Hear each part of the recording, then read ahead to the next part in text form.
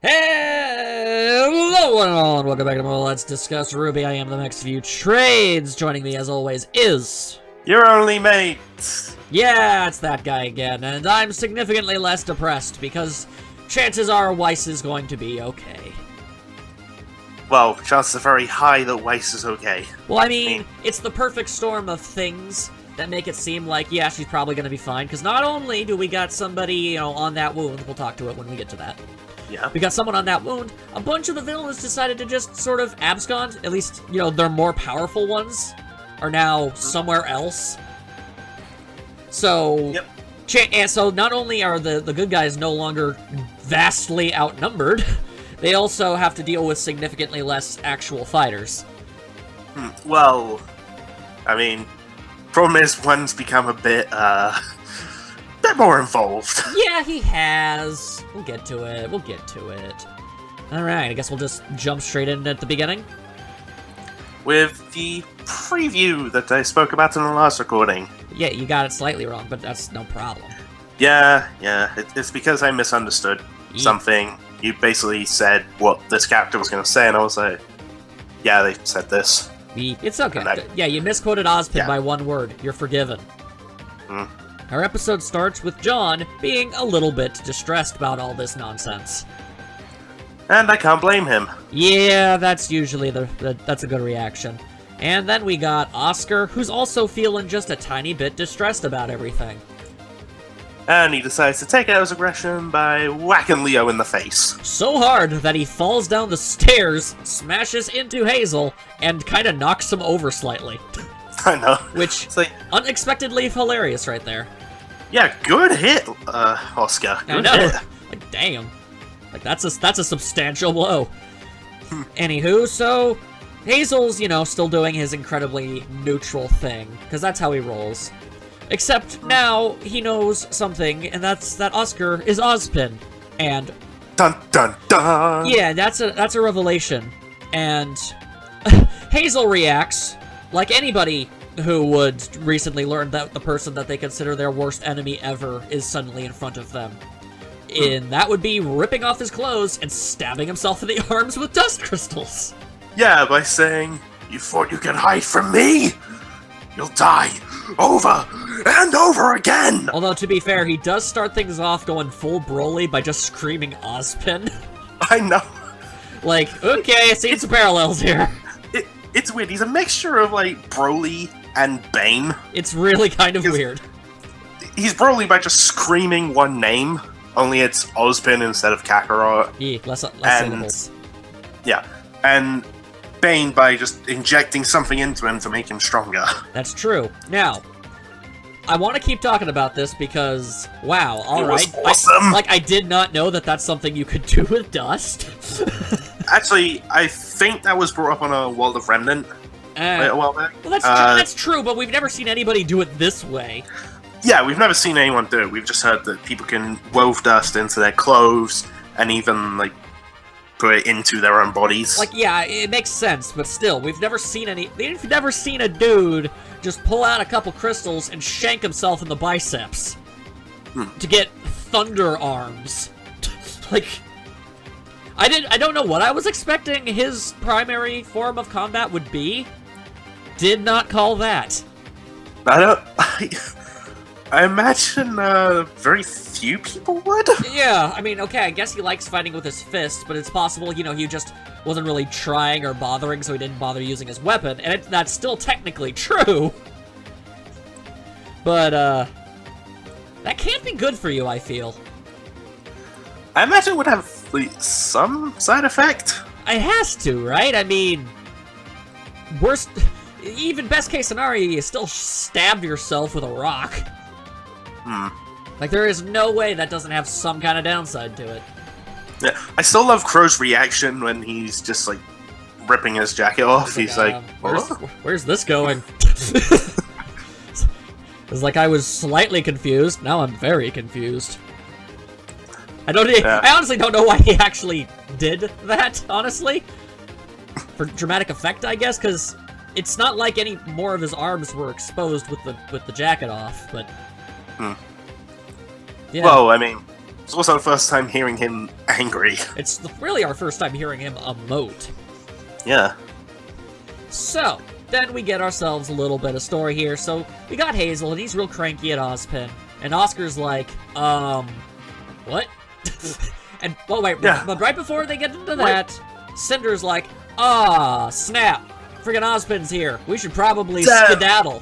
It turns out he survived when I killed him. There's no way she didn't know about the reincarnation thing, though.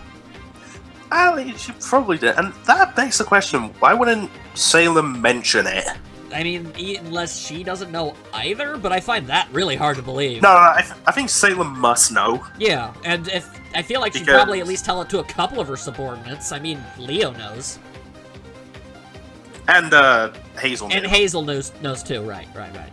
Actually, no, I imagine Leo Cinder must have known, it's just she didn't expect him being there. That's possible. I mean, why would Or maybe it just takes longer than this one did? Maybe? I honestly have no idea. As like, maybe this was a rushed opportunity for us, but like, he had to get to somebody, like, now-ish. I mean, considering Leo said he's already reincarnated, I think. Yeah, I think like it's supposed to take a much longer period of time. In fact, it wouldn't even surprise me if this is actually very irregular for Ozpin and his relationship with Oscar. I imagine it probably was a much slower and more methodical transformation during his last one. He probably didn't even talk to his former self.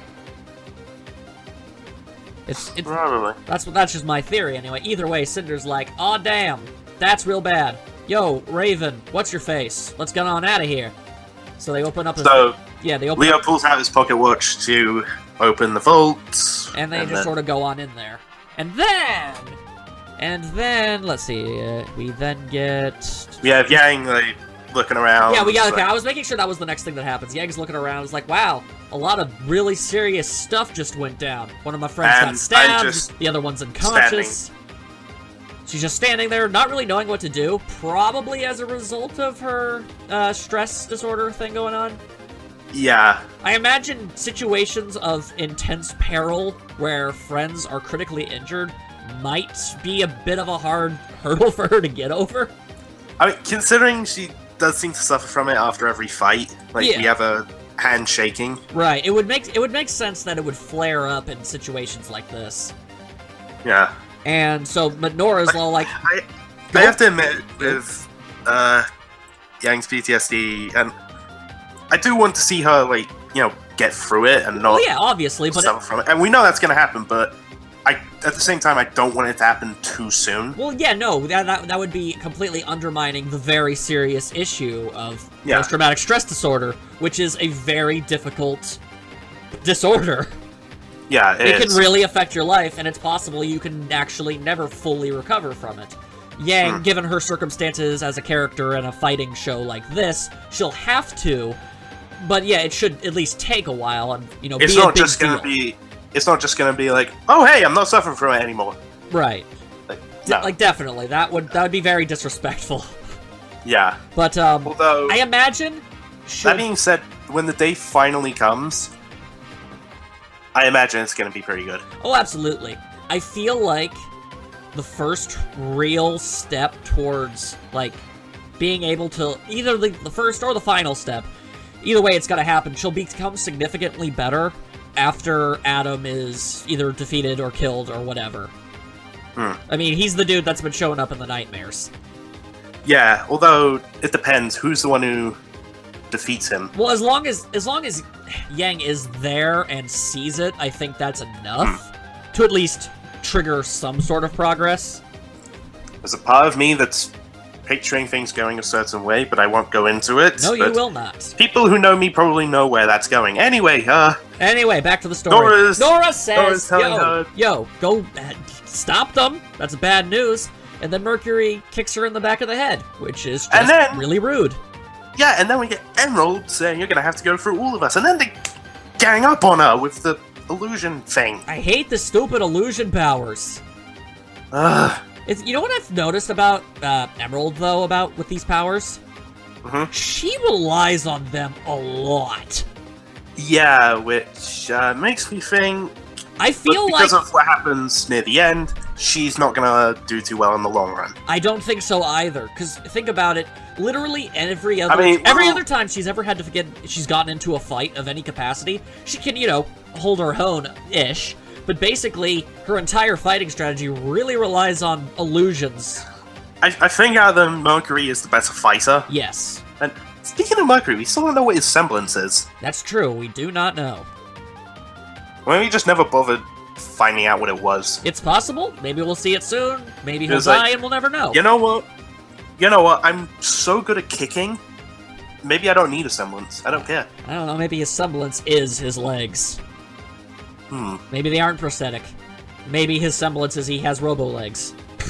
What if his semblance was only in his legs, and then his legs got amputated, and he's like, well, lost my semblance.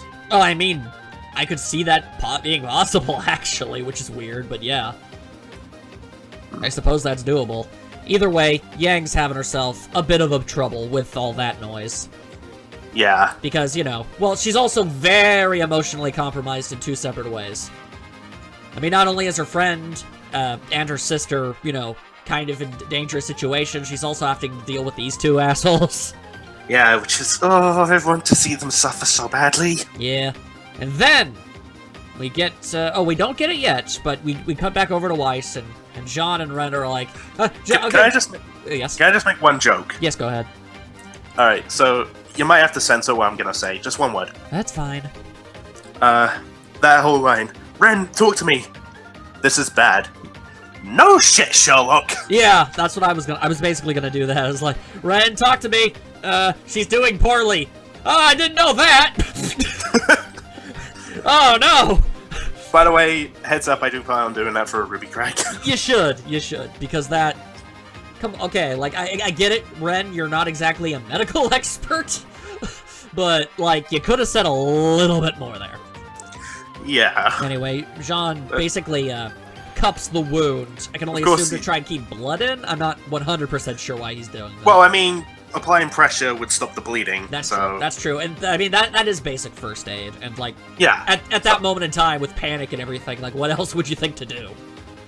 Either way, it shows that Weiss is alive. She's just understandably having trouble. Yeah, hardly breathing. Right. And then we get things aren't looking good, and Sean's like, "No, this is supposed to be like this. We can't lose anyone else." Yeah, that's really depressing. Then all of a sudden, no, it doesn't happen. It doesn't happen yet. Oh, was that? Oh, sorry. He's just freaking out for now. Then, Team Crazy Lady decides to go down to the vault. Cinder, Raven, and Vernal, or however you pronounce her name. Vernal. Yeah, okay. So then they go down, and Raven looks over, and she's, you know, her usual condescending, completely unremorseful jerk-ass face. What? Just asking, are you nervous? Am I oh, that. No, that's like Cinder's line. Yeah, it is. Sorry, I thought you were asking me.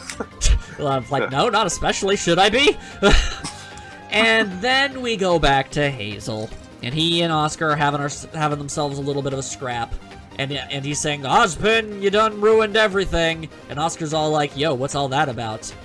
Yeah, okay, so he had a sister, she tried to become a huntress, and she died, and he's really mad about that. I mean, you can understand, like, Hazel's perspective. No, I completely understand why he would be agitated, but at the same time, I feel like this might be a little extreme. Yeah, I feel like, this might be one of those cases where, oh no, it is one of those cases where you can see, like, okay, they're not entirely wrong for both sides, hero and villain. Yeah, both sides have a point, but at the same time, I feel like it's not like Ozpin actually killed his sister, who, by the way, is named, like Girdle? Gretchen. Gretchen, sorry. Gretchen, so basically, Hansel and Gretchen, subtle. But the Hazel, Gretchen, Hansel, Gretel. Yeah, yeah, I see what they did there.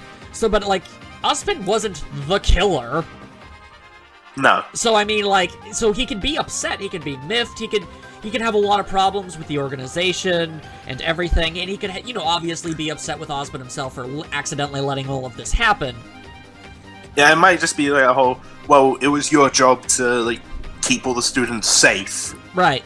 And the thing is, I think... I think, but at the same time, I think Hazel realizes he's kind of nutso, just a little.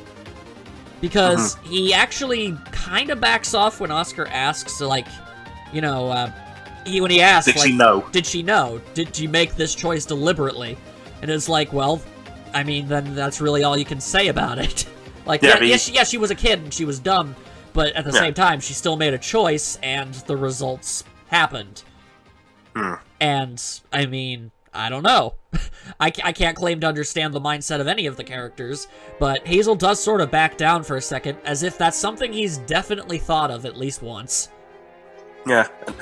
But before this happens, there's a shot I want to bring up where he's blocking Crow's sword with just his arm. Yeah. He's got some strong arms. Yeah. Arm strong. Well, anyway. Yeah, so Hazel is definitely a force to be reckoned with, and right now he's obviously the single most dangerous person in the room. That's an understatement. Yeah. Like, okay, as far as the villains that are still, like, in vicinity of the heroes, there's Emerald and Mercury, which are, I'd call them mid-tier, basically. I'd say they're, like, maybe collectively the two of them at the same time are, like, you know, just a bit better than Team RWBY is. Nothing that's insurmountable, especially with teamwork coming up later. We'll get to that. Yeah, I'm sure they aren't going to be that big of a threat. There's Leo, who really doesn't seem like he's very good at this at all. No, he's really just... He's kind of hiding in the corner and just taking pot shots. Yeah. So that just leaves Hazel and his horrifying lightning arms. And, oh my god, that voice. Also, his voice goes a little nutso, too.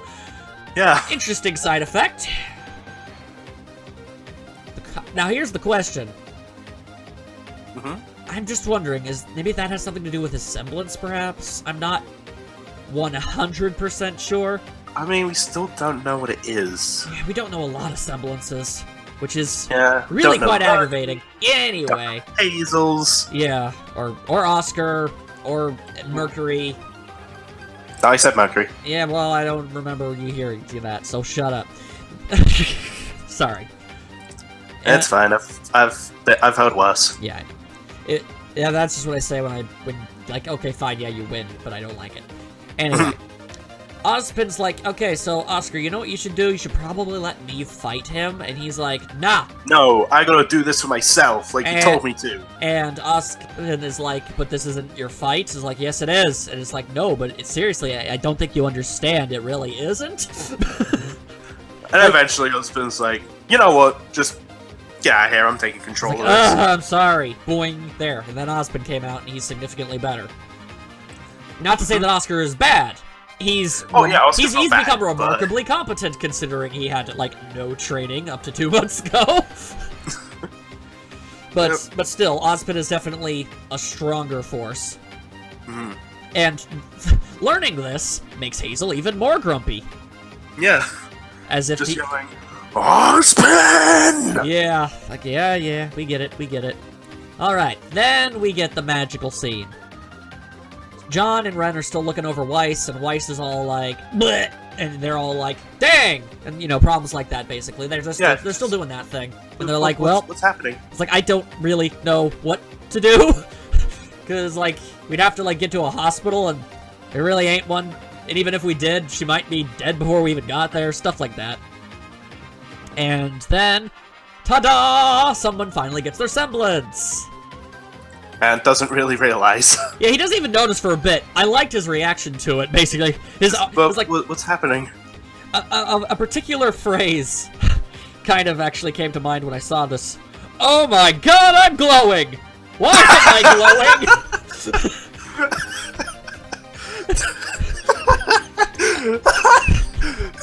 So, yeah. So... Okay, I might have to use you can use that for one. RWBY crack. Yeah. Like, feel free. No, I've actually used that for a crack before. Yeah, you can use it again, though, because it's very fitting. Yeah. Either way... For anyone who wants to know, I used it for the scene where Pura unlocks a semblance. He says, you have a lot of it. He looks at himself, and then you just hear, oh my god, I'm glowing! Why am I glowing? Well, yeah, now it makes even more sense that John would do it a second time. I know. So his hands start glowing, and Weiss gets enveloped in, well, I'm pretty sure it's John's aura, because we know his aura is white-colored. Or it's like a healing pulse thing. Yeah, I know, it could be a healing pulse type thing, too, but it's still his color. We've seen that. Whenever his aura has ever been used for anything, it's always had a white glow to it.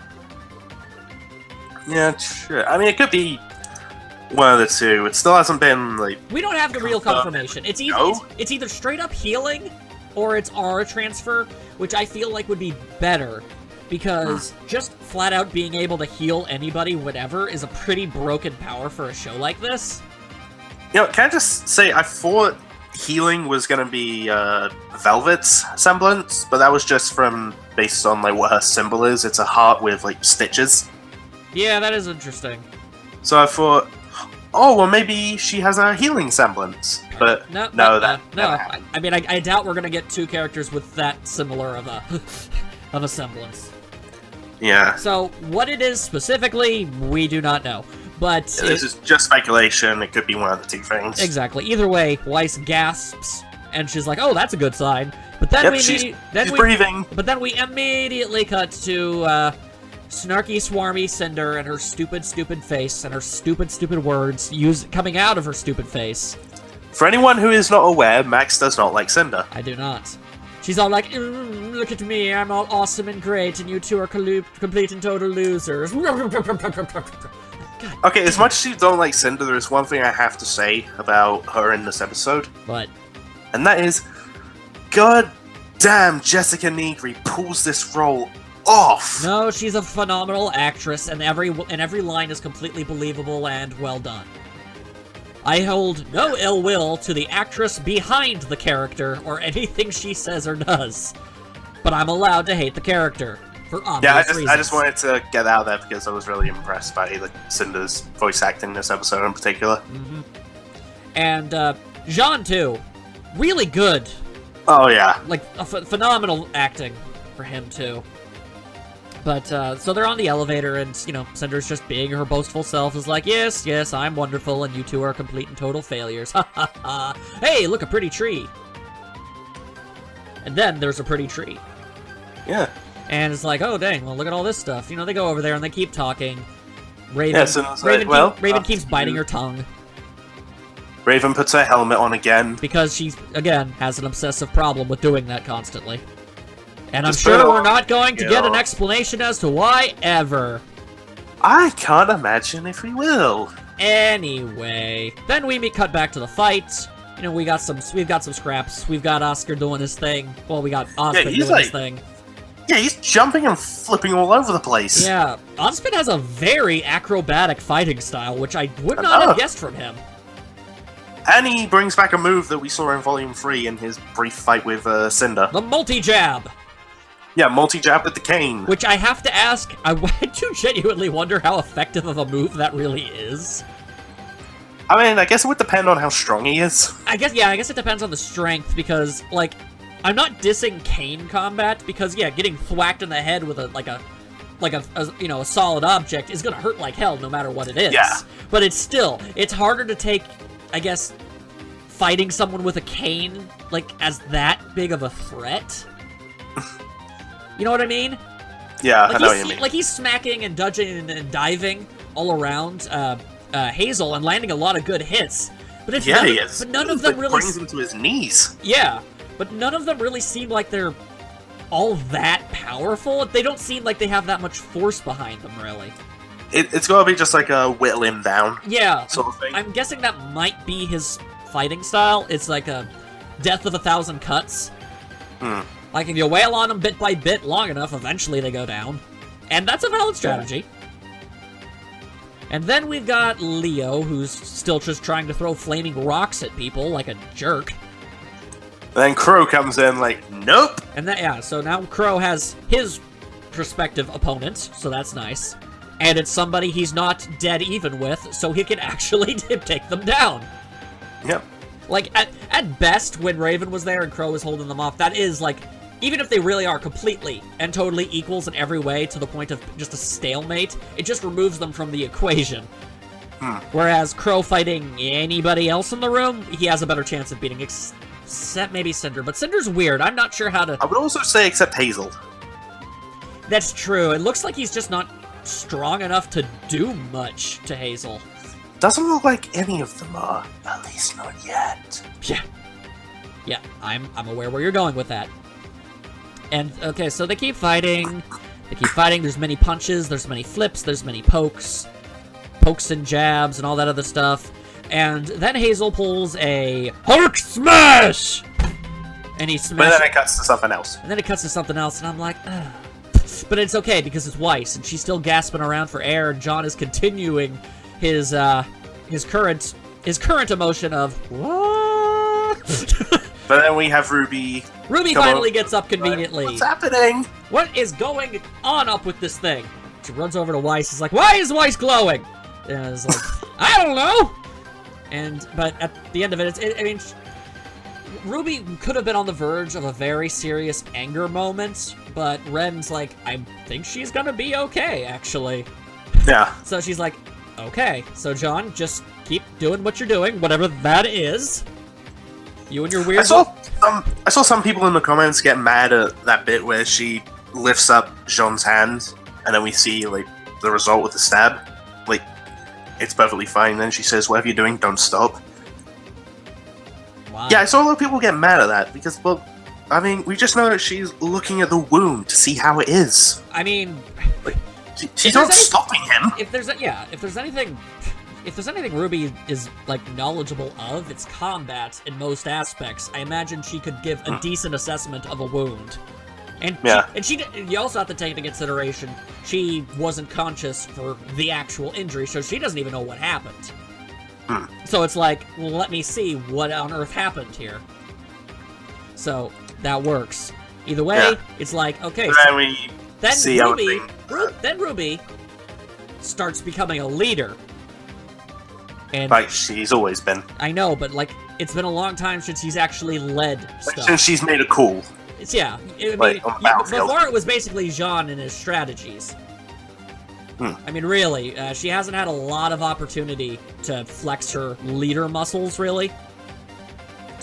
Yeah, so this was a good moment for her. It was. It definitely was. So RWBY surveys... John, keep doing what you're doing. Yeah, RWBY surveys the area, sees all the things that are going on. It's like, okay, so yeah, John, you keep healing up Weiss, or whatever it is you're doing. And Ren, you go help Oscar. Yeah, because... Nora, you stay here and guard these two. Yeah, it's very smart. And it's like, I'm gonna go help Yang, because, I'm gonna be honest, I also have a stake with those two. Yeah, and also, with what's going on, that's not really a fair fight. No, it is not. And there's something that Emerald does in that. I got a little bit irritated in my reaction. I'm kind of confused as to why she did that. Like, making her see Raven, yeah. And then it occurred to me, okay, so she can make Yang see other people, and I was like, don't you dare make her see him! Oh, you think that? Well, that would be a problem, and I think it's a possibility. Although, but at the same time, I think he's here. He's just off somewhere. Also, I don't think Emerald is going to think of that, because how would she know? That's true. She wouldn't actually have any idea. No. I'd say Yang's real gripe is with Mercury above anyone else. Yeah. Whereas I would say RWBY would have a lot more of a problem with Emerald. Considering that she's the one who made Kira kill Penny. Yeah. No, definitely. And, I mean, there's a lot of bad blood going on there. And that Raven scene was weird. She's like, here's your mother! And Yang looks at it and then kind of just like, ugh. Like, she's kind of vaguely annoyed that you did that. But that was about it. And it didn't really amount to anything. Yeah, and then Mercury just kicks her again. It's like, okay, what was that? This keeps going on. Then RWBY swoops in, defends Yang, and Emerald can't do the illusion thing anymore. Yeah, well, I mean, I imagine it needs, like, intense concentration. No, she did say that in Volume 3. Yeah. I think she said, one mind she can manage okay, but multiple, it gets really taxing on her and it gives her a huge headache. Exactly. So, she is pretty much the epitome of an assassin-type character. Great in one-on-one type situations, or as a support. But when she actively has to get into direct combat herself, just with herself, then problems happen, because I don't think she's strong enough to be able to create very complicated illusions and fight at the same time. Okay, now that we say like she's an assassin type character, I really want to see someone make a mod of like a Hitman game where you just play as Emerald. That would be really and weird. you cast an illusion to distract someone. I mean, that'd make it for an interesting spin-off game, but as is, that would just be modding an anime girl into Hitman, which would be really weird looking. Yeah, it'd be funny. No, it would be hilarious. Either way, also, this continues my ongoing theory that RWBY does not like using her legs. At all. Did she really need to, like, recoil shot her way over there? I mean... Because that really does seem like her go-to transport. Like, yeah, but it looks cool. Yeah, I know, but super speed looks cool too, and that's supposedly her thing. True. Like, she could easily just dash over there, probably even faster than the recoil could have taken her. Though I don't think they would be expecting her to just, like, drop in from above. I guess. Still, I feel like RWBY needs to use that aspect of her abilities more often. I'm hoping she will in the next chapter. Well, I'm hoping the next chapter is just a full-on slugfest. Well, I have a lot of hopes for the next chapter, but we won't go into that. Anyway, now we're back in the Yang chamber. Well, I was about to say Yang's thanking RWBY for helping her, and then like, you okay, sis? No, I'm angry. She is very upset, girl. So we're about to see a whole new side of RWBY. Yeah, she's gonna get all cranky, she's gonna cut a fool, and it's gonna be glorious. Yep. Because here's the thing. One-on-one, like, I'm pretty sure it's pretty much almost entirely implied, because it was kind of necessary for Mercury to lose in that tournament, that he basically threw that fight. I actually have accounts of that. Oh, do you? Yeah, wouldn't it have been a bit more devastating if he won, and then they did that to make Yang look like a sore loser? You know, that's actually possible. Okay, well, fair enough. But the point is, I'd say that either way, I'd say the two of them are more on equal footing than they are not.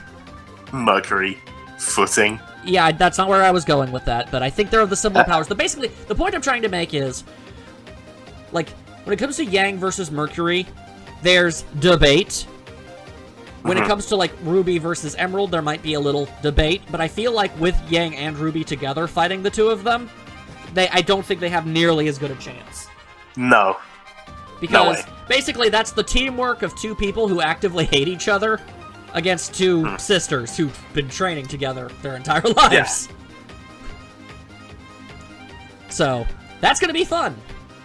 I'm still hoping for, you know, Yang to either beat the crap out of Mercury or snap his neck. Either of the two. Yeah, I'm cool with either.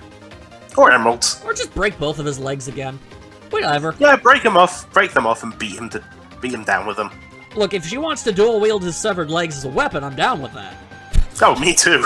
Like, but at the same time, don't get, like, come on, okay, Yang's angry and she's got a score to settle, but she's not sadistic. I know it would be messed up on some level, but come on, you know that would make an awesome scene. True. You gotta be honest though, like, the only real villain deaths we've had... Torchwick. I know. The only real villain deaths we've had are really subdued one. Torchwick got eaten, and that one Fennec brother got squished, you know? Well, it was either Fennec or Corsac. I can't remember which one. I don't know. They were basically the same character. Yeah, one of them died. So one of them is dead and he got squished. But the thing is, it's like... And then blew up. And then blew up, for some reason. But that's besides the point. What I'm saying is, comparatively to, like, say... the heroes, you know, whereas, like, Pyrrha was disintegrated and Penny kind of got ripped up into several chunks. Yeah. And while I'd call her more of a morally gray kind of character, that, the previous White Fang leader who just got, you know, impaled, like, all of those have been significantly more gruesome than any of the villains have had to have, like, had subjected to them. Yeah. And I'm like, part of me is like, okay, now I want something really bad to happen to just one of them.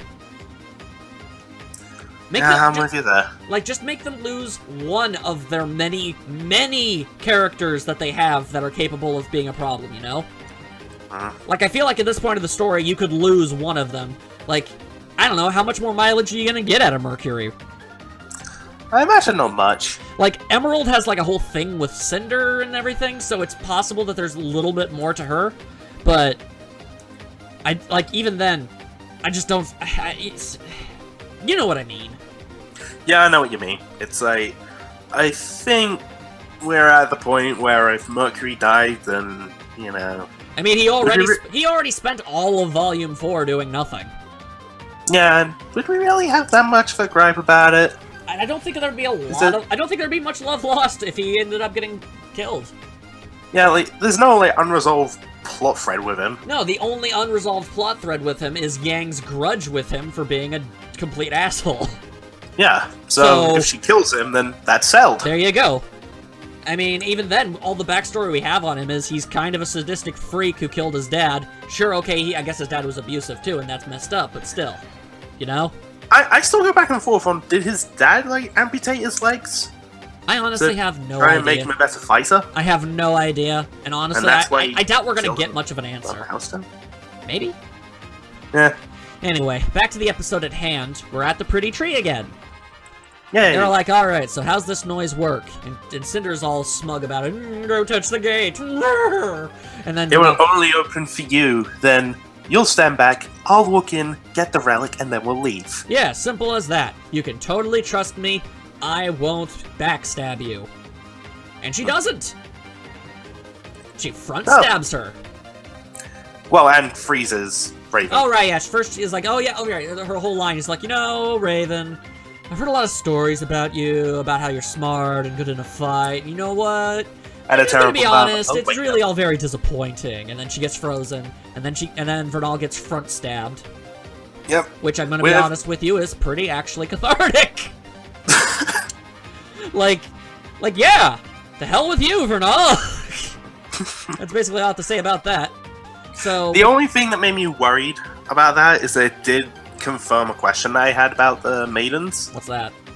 Can their powers stack? And from what Cinder was trying to do, she was trying to get the Spring Maiden's power on top of the full maiden. Yeah, she was trying to be two maidens at once. And... yeah, so that confirms that the maidens can stack. Right. Which would be... considering how powerful just one of them is? Huh. That sounds actually kind of intimidating. Yeah. Let's hope that that doesn't happen for either side, evil or good. Anyway, we also preferably good than bad. You know, yeah, I would prefer that, but then, you know, power, corruption, stuff to that effect. Yeah, sure. Anyway, the thing is, I forgot to mention, and this is important. Yes, she does get front stabbed by Cinder's brand new Grim arm. Yeah, that thing is freaky. It's all wiggly and pointy. So I was right in that Cinder definitely did lose that arm. But, you know, you're right in the sense that, yeah, she got a new one. But I was right in saying that there is still an arm, like, there. But it is, but she was... neither of us expected it to be a Grim arm. Yeah, she was deliberately hiding it as, like, I think, like a trump card, basically. It's like, you know, because I don't think anybody around would have any reason to expect that that's something she had now. And it would make a great sneak attack, which it did. Yeah. Unfortunately... as Vernal's screaming in horrible pain, and she's like, I will take what is mine. Yeah, selfish much? God. Either way, Vernal dies. Yeah, Vernal, I think she dies?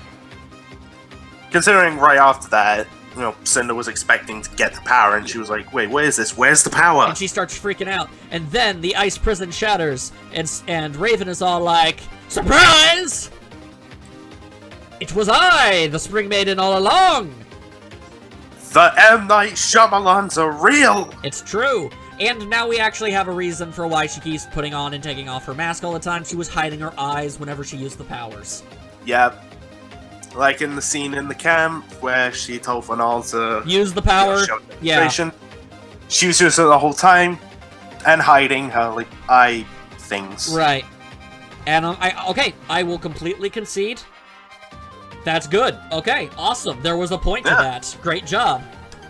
And speaking of great jobs, I have to say major props to the animators, because one thing I was thinking of was, Wait, hold on. What about that scene where there was a lightning bolt when Weiss and Yang were there?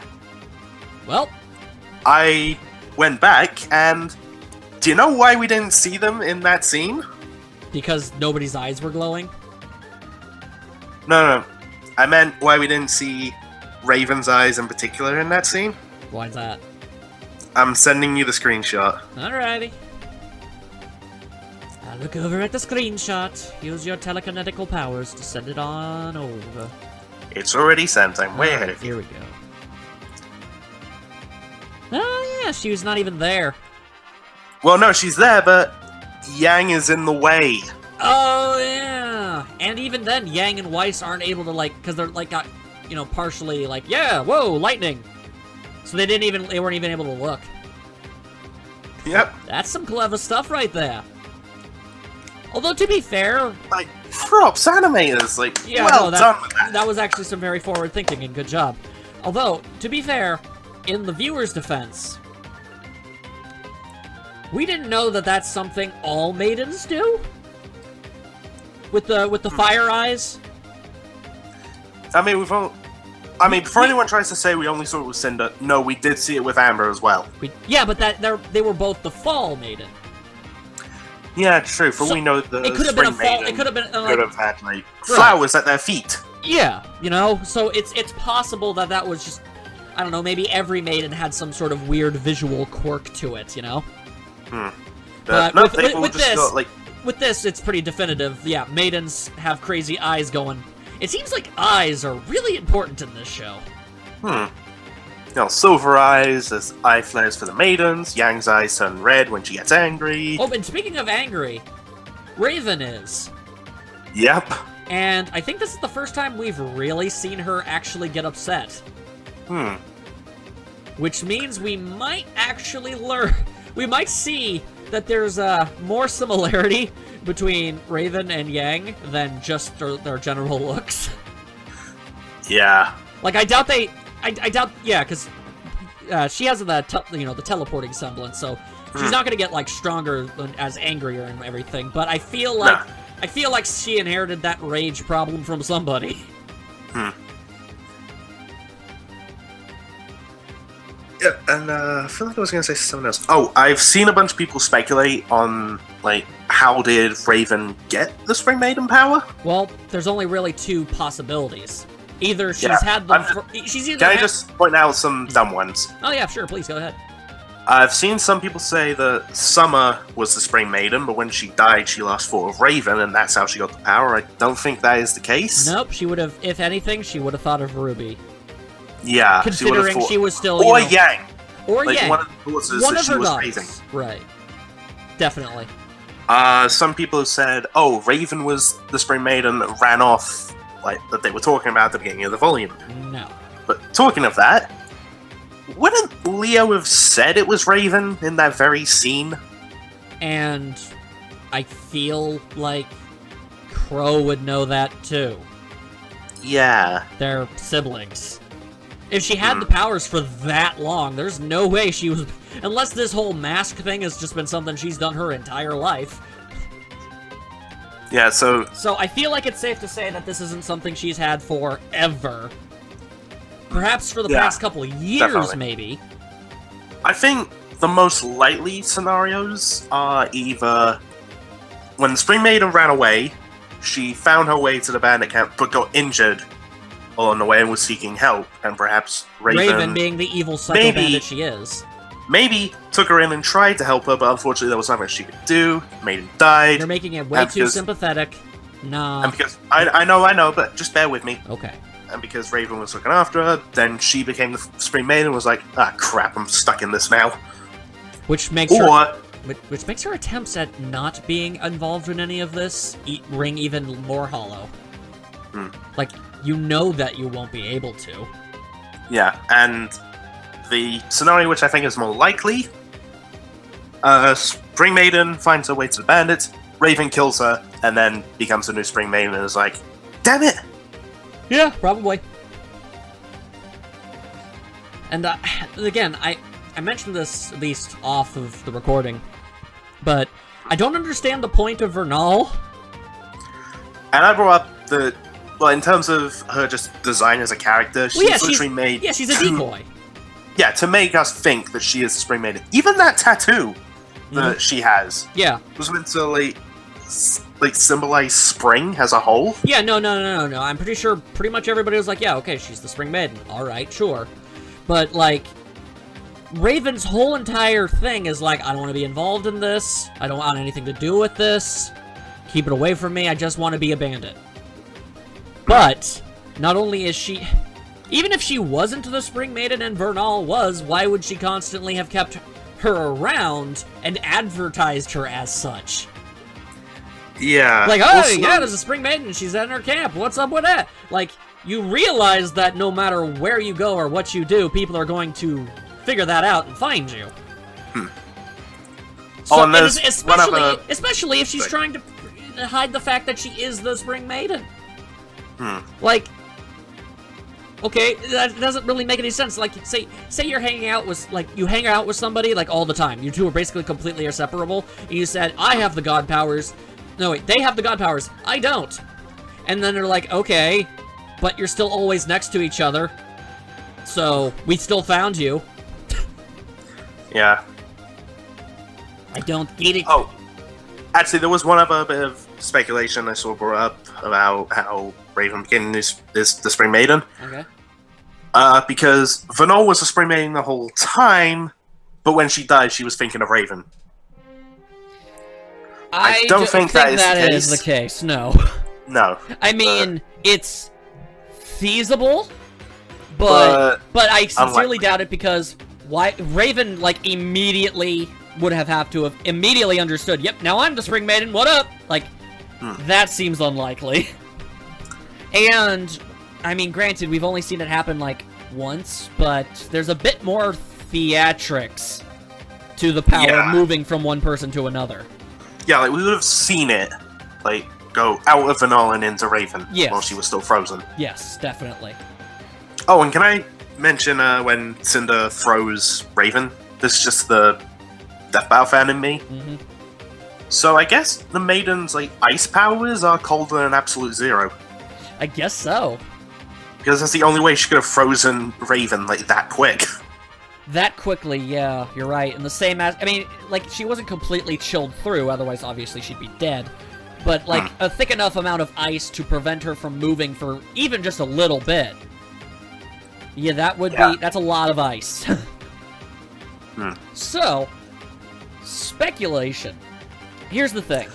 Okay, no, now... Here's the thing. I want to talk about this first. Raven versus Cinder. Now, the smart money, I would say, is on Raven. Right. But, from a story perspective, it would make more sense that Cinder would win. Raven has more experience, and not only with maiden powers, but without. And we already know she's freakishly powerful, and Cinder did take a small amount of damage earlier from the Silver Eyes and everything. So she's not 100%, even if that only means she's at like 94%. But how exhausted did Raven get during the fight with Crow? I'm willing to bet not a ton. I mean, considering that Crow was still able to fight, although he did take a massive punch to the back in this episode. He did. And we didn't see the aura break, so... So, yeah, he's tough. Also, we saw his skeleton for a brief moment. Yeah, we did. That was trippy. Because of the electricity. Well, when somebody has electrical powers, you end up seeing a lot of skeletons. Yeah. Despite the fact that I'm pretty sure if you electrocute somebody, you would not see their skeleton, so I'm not 100% sure why that's such a common trope, but whatever. Yeah, just... But anyway, what do you think? Okay, well, actually, you know what? First question. Do you think either of them are going to die by the end of the volume? I think it's highly possible, but if one of them is going to die by the end of this volume, I think it's a lot more likely for it to be Raven. Yes. I would agree. Because... And I have something to mention about this that I was going to bring up earlier. I mean, we've had a lot of speculation about, like, what went on in the past with the Spring Maiden. depending on how like this goes, I think we all have the exact same idea as to who the future Spring Maiden is going to be. If this is all purely speculation. We don't know any of this for certain. But if somebody is going to die, the most likely candidate is Raven because, well, Cinder has a much more important bearing on the plot right now. Yeah. And this would mean that the villain still had, like, you know, one of the maidens. But, plus, we still need to get a showdown between Cinder and RWBY. Yeah.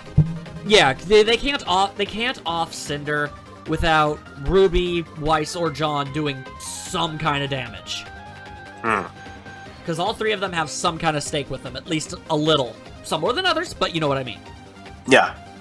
So, and Raven dying does seem like is a bit of a stretch, honestly, but if she does, there is absolutely no way that the power isn't going to transfer to Yang. I mean, one of two things could happen, I think. Okay. And this would shape like how I think the rest of the series is going to play out. Alright. Alright, so if Raven dies in this fight, okay, one of two things. Either A, the last person she'll think of is Yang, and then Yang will become the next Spring Maiden, which adds on to the whole Team RWBY are going to become the next, like, line of maidens. Okay, well, if one of them does, I'm pretty sure that's a pretty strong sign. Yeah. But if, well, again, if Raven dies, then all that. The other one is, what if because Cinder is the one killing her, then Cinder is the last one on her forts and the power goes to Cinder? That is possible, but that would make me think of, okay, eventually Cinder's just going to become all four of the maidens at once, and then that is a they're going to have to... That is a possibility, but here's the thing. We know that Amber, the previous Fall Maiden, was inexperienced. Yeah, Crow stated that in Volume 4. Right. So, she wasn't a master of her abilities in pretty much any way. She had them and everything, and I'm sure she obviously knew about how the power is transferred and everything. But it's still, at the same time, she was clearly pretty dang young and terrified at the same time. Yeah. So I feel like that's why it ended up going to Cinder, because of that. Whereas someone like Raven... Actually, it was also because she was directly using something to steal the power. True. But I don't think she has that in this scenario. I don't think so, unless that's something else her Grimarm can do, which I guess is possible, but anyway. I hope not. I hope not, too. The thing is, when it comes to, like, Raven, who's clearly been through stuff, you know? She's a lot more hardened. I feel like she also obviously knows how the powers go. And if she were about to die, I'm pretty sure she would make a concentrated effort to make sure that that's where the powers went. But then we also have the question, what if she stands by the whole not getting Yang involved in all of this? That's also true. And then tries to think of any other goal that she knows, and then the power goes to them instead. Well, I mean, how many people does Raven really know that would show up in the last moments of her life, you know? Especially if you consider the very likely possibility that Vernal is dead, too. Yeah, true. And there's that whole, like, when you're about to die, like, you... If Raven were about to die, like, she were mere seconds away from just complete and total dead, I feel like the people that would scroll through her head, like, all the ones I can think of, the only one that isn't, like, a dude or dead is Yang. So, like, even if it is just, like, a flash of, like, she thinks about everybody she's ever known, then it would eventually hit on Yang, and I imagine she'd probably be the first, you know, woman she would think of. That isn't dead. That isn't dead. And do you think I'm wrong about that, or what? No, I don't. Because, like, no matter how terrible of a mom she is, I mean, she still gave birth to her, so, I mean... And she still can open up a portal to her. Exactly. So there's at least a small amount of motherliness in there. It's small, but it's there. Enough that I think that she would at least pass through her mind as she was dying. And whether it be intentional or not, that would be the most likely candidate. The powers are either going to Yang or Cinder if Raven dies. Which she might not even, we don't know. Yeah. They could throw a curveball and Cinder will end up dead. Although, I have no idea what would happen to him. And then Ruby will become the next full maiden out of nowhere because Cinder is obsessed with Ruby. Yeah, it's really starting to get creepy. Yeah. But, I mean, it's totally possible. Although if Yang inherits the Spring Maiden powers during the fight with Emerald and Mercury... Well, then they're both probably dead due to power incontinence.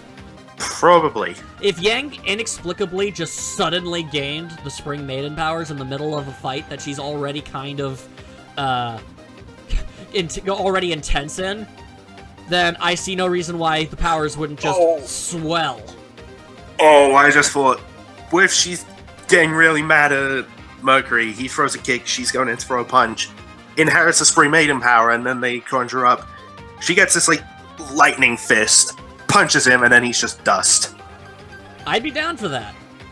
I would be too. It would probably creep her out a lot. Oh no, okay, here's the thing. On one aspect, oh cool, Yang gets more powers, she becomes a, stronger fighter, that's really cool. But this would actually be one of the last things she needs right now. Yeah. She's already going through a lot, and she isn't fully recovered from any of it yet. Suddenly gaining godlike power would probably not make things better. I mean, you never know, really. I don't know, but I feel like eventually, for yes, instance, eventually she'd be okay, but you know what I mean. But she might just be fine with it, because remember that scene in Volume 4 when Tai says, and I quote, well, I guess you lost some of your brain cells too, along with that arm. Yeah, she was able to... If you were in her shoes, how would you respond to that? Well, I don't have an established history with the person that said it. If that sort of darkish humor had been, like, standard between the two of them their entire lives, then, it makes sense that that Yang would be okay with it. And that Tai would know not to do that if it were inappropriate. Yeah. Just so. Okay, well.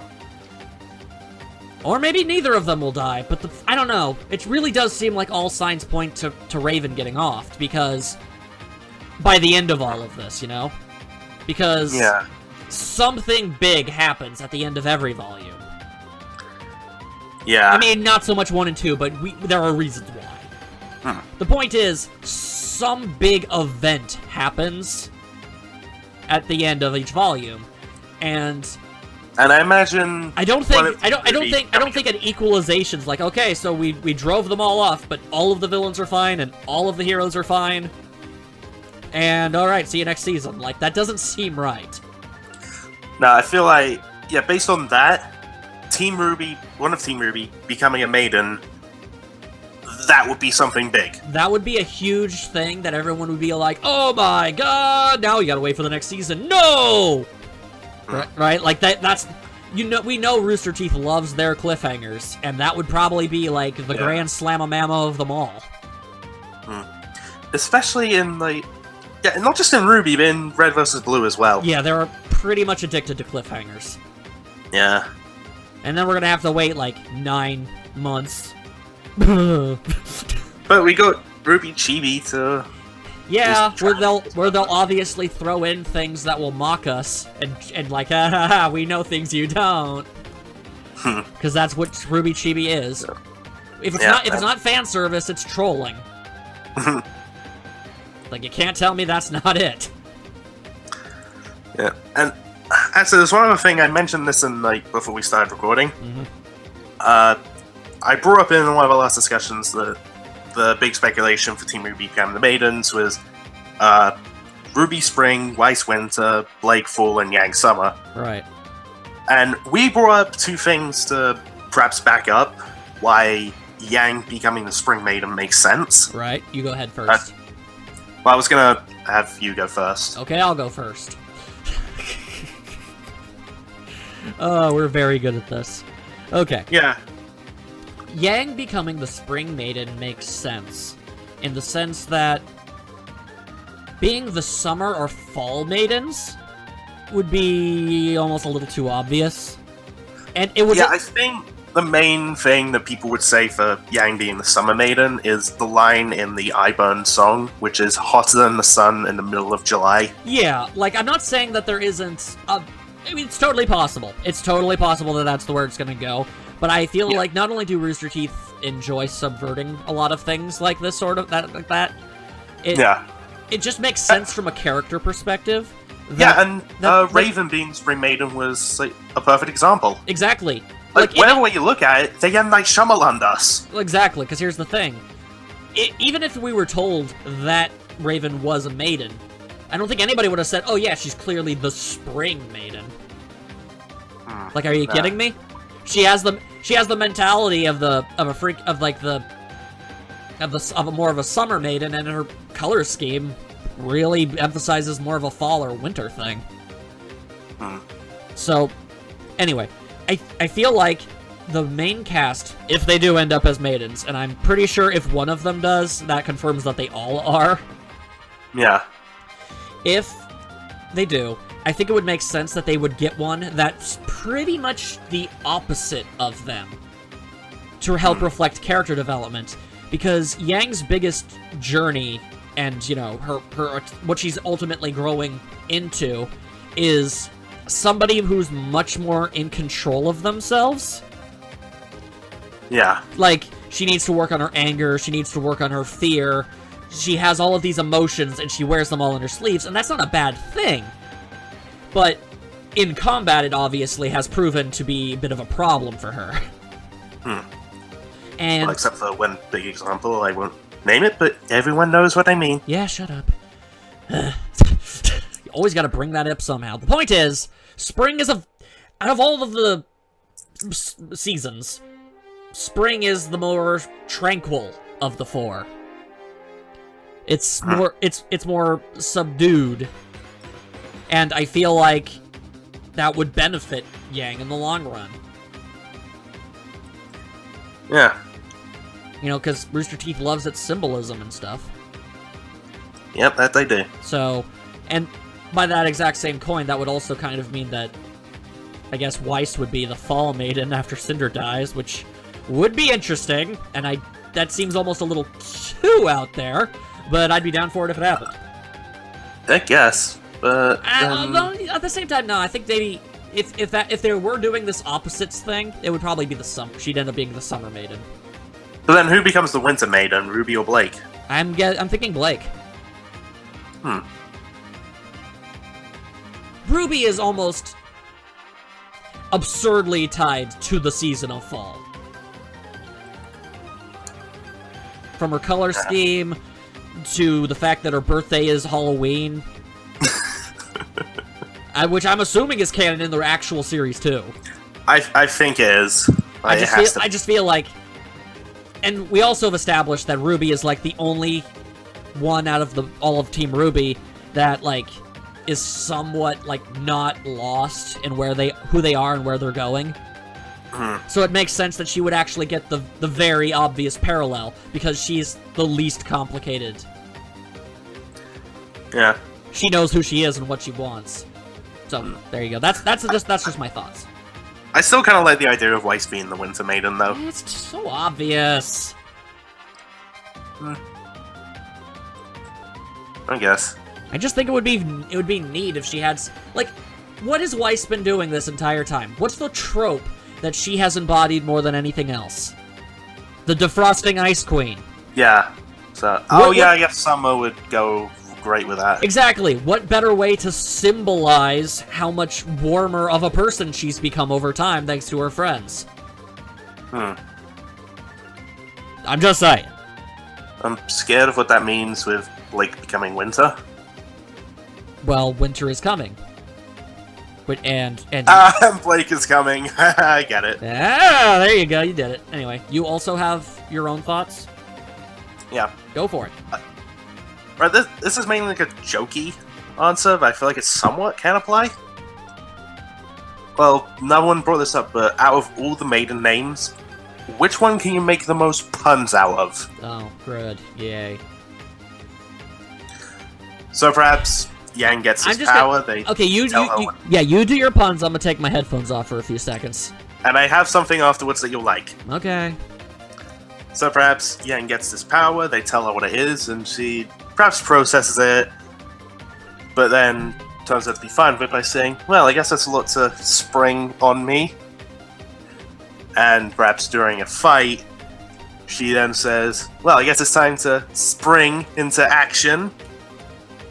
Something along those lines, I don't know. And Max can't even hear me right now, can he? No, I'm back. Okay. And honestly, if that happens, I would like for Oscar to, like, sigh or groan, like, oh, why? And you hear Ozpin say, oh, why couldn't have RWBY inherited this power? Yeah, that was funny. Oscar's like, oh, tell me about it. Yang turns around like, what was that? What you talking about? Nothing, nothing. That would be something. I feel like there would be, like, if that happens, I feel like there'll be a lot of jokes about that in Chibi as well. Well, obviously. Again, that's another reason why Chibi exists. To get all of the obvious jokes out of the way. Yeah. And although, the other thing I was going to mention about the whole, like, maiden powers stacking, if that happens and Cinder perhaps becomes, like, all 4 maidens at once, that would make her absurdly weak to RWBY. Yeah, actually. Yeah, and I have seen people bring up, oh, so Cinder was only weakened by the Silver Eyes because of the Grim Arm. I don't because think so. Of Crossan Volume 3. No, that is not the case. I went back to Volume 4 and listened to the conversation that Salem had with Cinder. They questioned, how is this Silver-Eyed girl able to best one of us? Salem said, and I quote, it is because of the Maiden's power. Right. So, if Cinder really is going to try and become this weird, you know, conduit of all of the Maiden's powers, all RWBY has to be able to do is have a mild competence of her Silver Eye powers to win immediately. Yeah, and then she becomes all 4 maidens at once. That would be something. That would. I don't know how I feel about that, though. I mean, I don't really like the idea of RWBY becoming God tier. Demigod tier. Let's face it, out of every single character in this show, well, I mean, yeah, obviously it would would be probably her. Best to go to RWBY. I know, but I don't know. I like all of Team RWBY mattering in the grand scheme of things. I don't want the end of this story to ultimately be, yeah, RWBY is the greatest, she did everything. Nah, it's gonna be them, like, coming together as the 4 maidens and taking down Salem once and for all. Like, the whole point of the show is, you know, cooperation and teamwork. Yeah. That's actually something that... The show is named after the 4 of them. Yeah, and that's something else that Rooster Teeth really loves, too, because that's a big thing in Red vs. Blue. They have this fight where they probably can't win, but they win it because they're working as a team and they have complete faith in one another. Yep, that's Team Purple. Even though they are... Well, they have stated many times that they... Well, actually, it's established they do not really get along. No, they don't, but they still respect each other, whether they admit it or not. Yeah. And that was enough to frickin' take down the meta, so... Teamwork... And it was just 4 of them. Yeah, teamwork makes the dream work, yo. To quote Orf from X-Ray and Vav. You don't know who I'm referring to, do you? I do, and I was waiting for the quote. Oh, well, that was the quote. Teamwork makes the dream work. Oh. I didn't know that. And that's actually something that Yang says in Grim Eclipse. Yes, it does. And as it turns out, Orf is also voiced by Barbara. What? That's crazy. I know, it's crazy. Yeah, but it makes sense. Anyway, yeah. I feel like only just RWBY becoming super duper ultra powerful in the end, it would completely go against the point of the show, I think. Yeah. I mean, yes, the show is named RWBY, but it's not spelt as her name. No. The show is... There are episodes that RWBY doesn't even show up in. Yeah, and we have had that, like, what, quite a few times, actually. Exactly, that's the thing. The show is about RWBY, Weiss, Blake, and Yang. Yeah. And doing anything that makes it so they don't have really any purpose in the story in the end would just be terrible. It really would. But I just brought that up as, like, you know, it's a possibility. Well, yeah, but at the same time, there's billions of possibilities. True. Like that one fan comic. That one fan comic I saw. So, Let's hear it. Okay, it's John, and he's healing up Weiss, right? And he finishes up, and Weiss gets back up, and is like, "Oh, hey, you saved me." It's like, "Yeah, are you okay?" "Yeah, I'm fine. I'm fine. Just give me a second." And Weiss throws her sword as hard as she can, and just stabs Cinder in the face. It just knocks her other eye out. Ow! It was like, damn.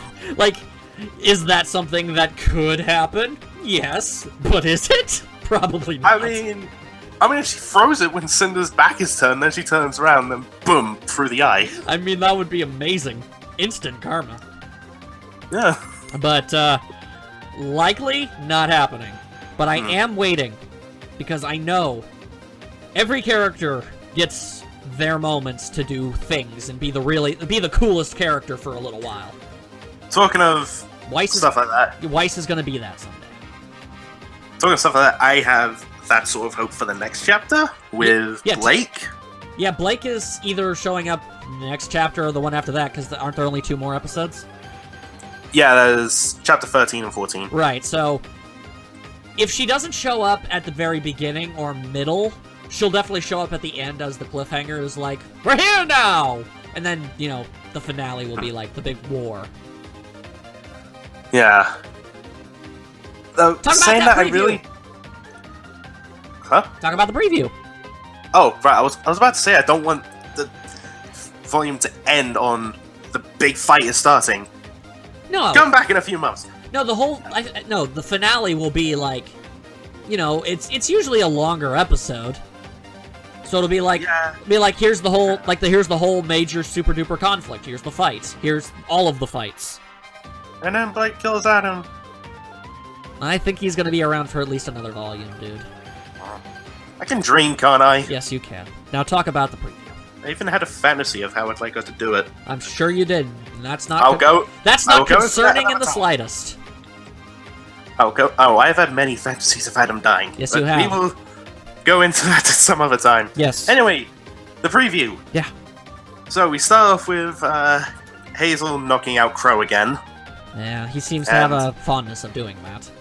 Well, that and Ren can't actually get up because he received a thorough beatdown from either Hazel or Lionheart. Well, the thing about Ren is, and here's the thing, love the guy, super awesome dude. He is a glass cannon. Yeah, and I remember a fragile speedster. I remember saying at the end of my reaction, I was a bit like weirded out by the fact that, well, why send him to fight the guy with electric arms? Oh! But then I thought, wait, he's like at the blind range right now. What if Ren uses semblance to calm Hazel down and leave him vulnerable? Well, that's not what I was thinking. I was thinking we've got somebody who could do something about electricity. Alright, anyway, so Ren's knocked out, so the Hazel and Lionheart are ganging up on Ozpin, who puts up a fight, but gets, you know, hit. Yeah. Goes down. Yeah. Hazel's talking about how he's hiding behind the face of a child. And that's when Nora runs in, leaps up to hit Hazel with the hammer. He grabs her by the leg and slams her into the floor face first. Damn. Grabs her by the back of the head. You hear Nora screaming, and Hazel's like, "How many more children have to die for you, Ozpin?" Jesus. Though I left out one detail. What's that? Well, Hazel is grabbing Nora by the back of the head, and she's screaming, electricity is running through his arm. Oh. And into Nora. whilst this is happening, she grabs his arm, he's all confused, Then she throws him over her head into the ground. Yes! I am hyped for the next chapter. Oh, please let Nora just be the absolute beast that she is. Oh, I hope so. As far as just flat-out pure strength is concerned... Hazel. No, Nora. Out of, like, the good guys. Oh, right, out of the good guys. I was thinking overall. Yeah, no. As far, like, with electricity, I think she will either even or surpass him for at least a little while. Oh, even if she's just even with him right now, or just below, she's gonna surpass him, like, as the fight goes on. Exactly, because unless he can pull those spikes out and replace them with something else, he's only just gonna keep making her stronger. But even without electricity, out of, like, the entirety of Team RWBY and Juniper, I would think that Nora has the most, like, just flat-out brute strength. Yang would be second place, but yeah. But before we end this, I've been meaning to bring this up. That's something that Chad brings up as a joke on RWBY Rewind. When we asked, like, talk about that. Wait. No, I wasn't gonna mention that. No, last week. It's not a nice joke. No, I'm not talking about the last week RWBY Rewind. I'm talking about this week. Oh, okay. It's got nothing to do with Weiss. Okay, then I'm fine. Oh, John. I'm fine, then go ahead, do the thing. Okay, we were asking what's the point of, like, Vanal, in terms of, like, you know, why is she posing as a Spring Maiden? One joke that I think someone brought up in a tweet, and then Chad was, like, going along with it and joking about it. What if Vanal actually thought she was the Spring Maiden that whole time? And it was just a cruel joke that Raven was playing? Like, oh man, no, that'd be exactly like, that'd be like in Kung Pao Into the Fist. Hey, watch this. She thinks she's magic. No. Hey, Vanal, make a storm happen. Okay. Tries really hard, and then Raven just snaps her fingers and makes it happen. She's like, I'm doing it! Well, no, because there was a guy in a movie called Kung Pao Into the Fist, and I don't remember the character's name, but it is like, he's terrible at fighting in every way, but he thinks he's the greatest in the world. That sounds like Dan Hibiki, actually. A little bit, but here's the thing. The head guy of, like, the dojo of the place that he trains at is like, you'll have to excuse him. We trained him wrong on purpose as a joke. So, he thinks that we taught him everything that there is to know, when really we were making him as pathetic as we possibly could. Oh. Ah! I see you like my face to your fist style. You'll get tired eventually. So, no, that would be amazing. Her whole existence is a joke. Yeah, I imagine that would make you very, very happy because of what she did to Weiss. Yeah. She's probably dead now, and I'm okay with that. Yeah, and also a bit of a screw you to Weiss's family, except for Klein. Yeah. Klein is nice. One of the reasons that Weiss had such a hard time in that fight was because she was so out of practice. Yeah. Like, she was losing her balance on her glyphs, like, most of the time, well, and even, like... I think this is, like, the first one-on-one fight she's had in a very long time. Yeah, that too. And also jumped into a pillar by mistake. Yeah, that's also true. Don't ever do that. Stay away from pillars in fights. They never go well. Unless you're Yang. Well, even then, I mean, it still hurt. Yeah. Don't get knocked through a pillar unless you want to make a very impressive durability feat. How about that? Yeah, which a lot of fanboys complain about. Yeah. Point is, what's done is done. We're not alluding to anything. Definitely not. Anything else you wanted to say before we end things off?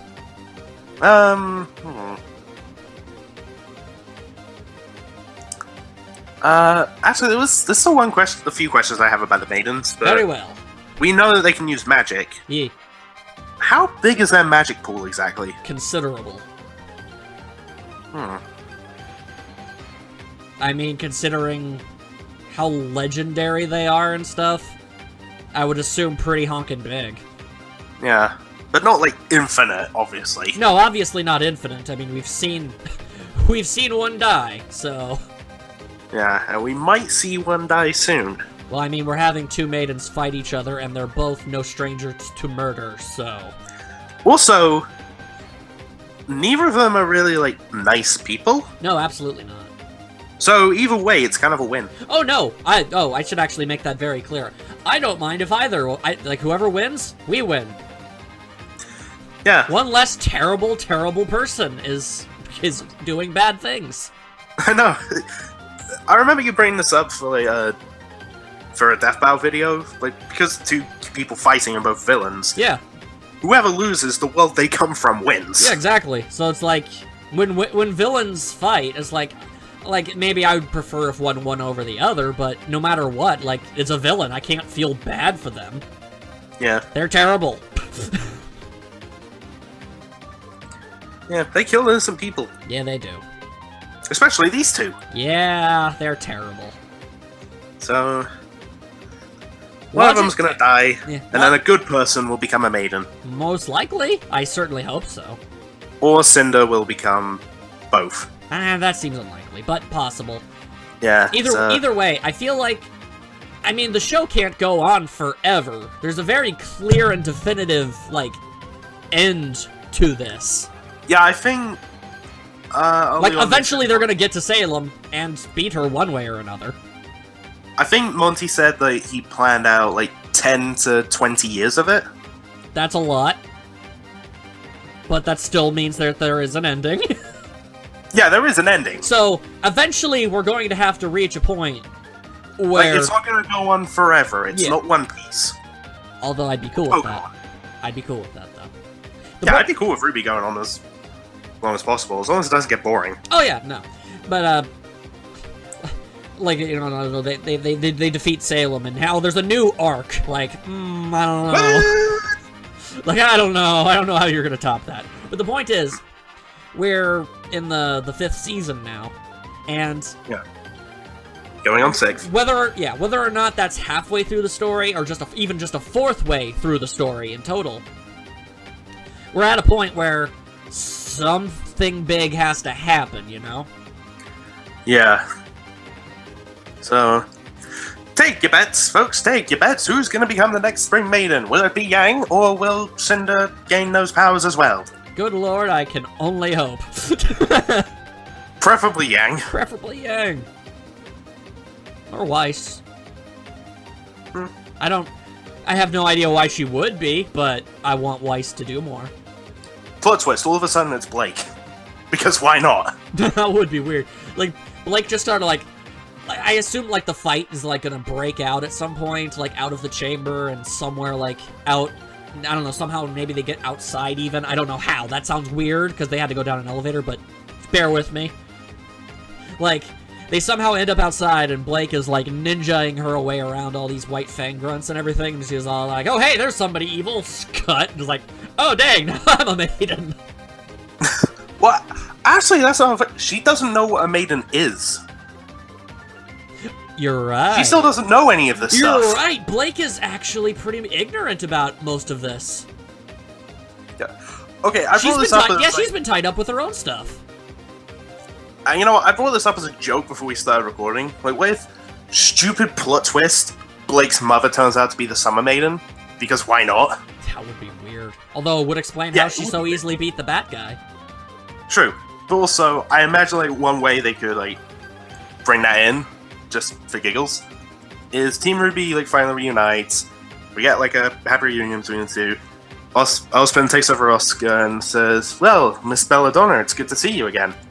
But then Blake is like, oh, thanks, wait, who are you? And Oscar's like, oh, actually, I wasn't talking to you. I was talking to your mother, the Summer Maiden. She's like, hey, what? That would be silly. It would be, but it would be funny. Oh, it would be hilarious. But it wouldn't make much sense, and it would mean that she would, her mom would have to die. True. And I'm not down for that. Me neither, actually, so... yeah, forget that idea. Nope. Blake's mother being the Summer Maiden, no. Striking from the record, never happened. We'll see you guys next week. See you next week. Bye-bye. Bye.